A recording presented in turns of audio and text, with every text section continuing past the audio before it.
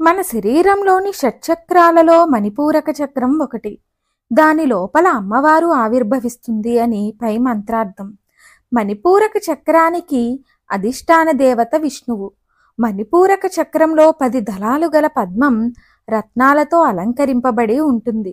ఇందులో ఉన్న అమ్మవారే విష్ణు స్వరూపిణి అయి లోకాన్ని పోషిస్తూ ఉంటుంది. జగత్తు అంటేనే సత్వరజస్తమో గుణాల కలయిక. త్రిగుణాల వల్ల తరచుగా లోక కంటకులైన రాక్షసులు పుడుతుంటారు. రాక్షసులంటే కేవలం కోరలతో భీకరంగా ఉండేవారని మాత్రం కాదు, అసహనం, ద్వేషం, ప్రాచీన పవిత్ర సంప్రదాయాలపై మూర్ఖద్వేషం కలిగి ఉండేవారని అర్థం. గోమాంస భక్షణ, యజ్ఞ వ్యతిరేకత, వేదద్వేషం కలిగిన వారని అర్థం. వీరు లోకాలను ఆక్రమించడం అనగా తమ ప్రభావానికి గురయ్యేలా చేయడం. మొదలుపెట్టి చివరికి శాంతి అనేది ఎక్కడా లేకుండా చేస్తారు. వీరి పనుల వల్ల లోకం అధర్మం పాలై చివరకు సకాలంలో వర్షాలు కురవక కరువు కాటకాల పాలైపోతుంది. అప్పుడు ప్రజలకు తిండి కూడా సరిగా దొరకదు. కొందరు దుష్టులు సంపదలతో విర్రవీగుతూ ఉంటారు.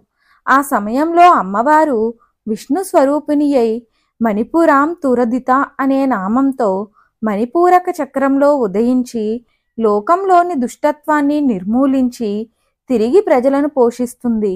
మనలోని హింస, అధర్మం తొలగించి సరైన మార్గంలో మనల్ని నడిపే శక్తిని, ఆహారాదులతో మనకే కష్టం లేకుండా మనల్ని రక్షించే శక్తిని మణిపూరాంతరుదిత అంటారు. ఈ మంత్ర ప్రయోగం ఫలితం తెలుసుకుందాం. అశాంతి అధికమై బాధపడేవారు ఈ మంత్రాన్ని 27 రోజులు 108 సార్లు చొప్పున జపిస్తే శాంతి లభిస్తుంది.